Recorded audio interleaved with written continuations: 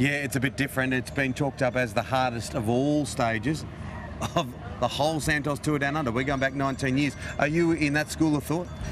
I think it could be, but it all depends on how the riders go about it, what the teams decide to do, who wants to make the race very hard. It is a very difficult finish, that's for sure.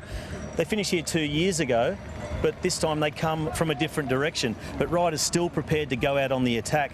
And what we often see on a stage like this, early attack, so around the circuit on Stirling, trying to get off the front and rely maybe on a bit of a Mexican standoff in the peloton behind, get let go, or go on in search of getting some seconds. We see those early breakaways, maybe even a team like Movistar trying to force the pace and make the stage really hard, drain the legs of some of the other probably faster sprinters that also climb well, like a Simon Gerrans.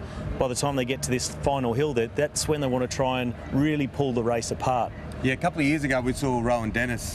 He climbed up here as we were watching this descent, and I asked about Rowan in just a tick. And well, they'll be flying through the Adelaide Hills, and they'll have a descent down Norton Summit Road. They'll be touching speeds of up to 100k an hour today going down there. The bunch will be completely strung out. So it's also not just the hills that the riders need to worry about, but that downhill, if it splits, you have to chase, waste energy. It could be quite dangerous. The last thing you want to do is fall off going at those sort of speeds. So this stage really has a little bit of everything. But what the riders are definitely thinking about is that approach to this final climb and the Gorge Road. As I said 2 years ago, they came down Gorge Road to approach this climb. This year, they come up it. So it'll be about positioning the team's climber, getting them to the front of the bunch, saving as much energy as possible. But when they climb up past the dam wall, that's a very steep section, and it's going to set the riders up for the turn onto Torrens Hill Road and up here to the finish line.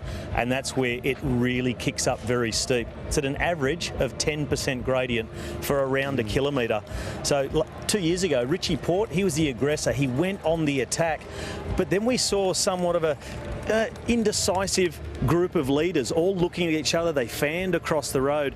Richie Port, well, he told me today, I'm not going to do that again. I'm going to go hard all the way, because as they fanned across on this climb 2 years ago, all started looking at each other, enabled Rowan Dennis to come back into contention and then spring somewhat of a surprise. He attacked up the left-hand side. He got the gap.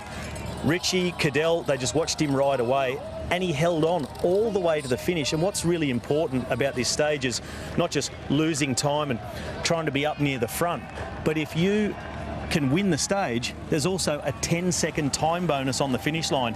That helped Rowan Dennis win this race 2 years ago. So a lot going on, tough climbs, there's the fast descents, there's a time bonuses, a very tactical stage coming up. And that last 2 kilometres so pivotal, and you could see another little sneaky win from someone, because there are so many in the mix.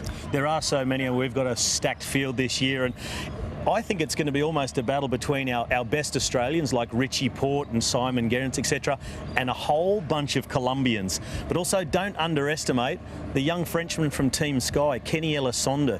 He weighs about 50 kilo. He's a pure climber, and he's been training with Chris Froome. He's a late inclusion into this race, and he said, you know what, I think the Tour Down Under might be a little bit easier than training with Chris Froome. So I expect him to be up amongst it as well. All righty, we've got live pictures there. Great to hear the thoughts, the tactics from Robbie McEwen.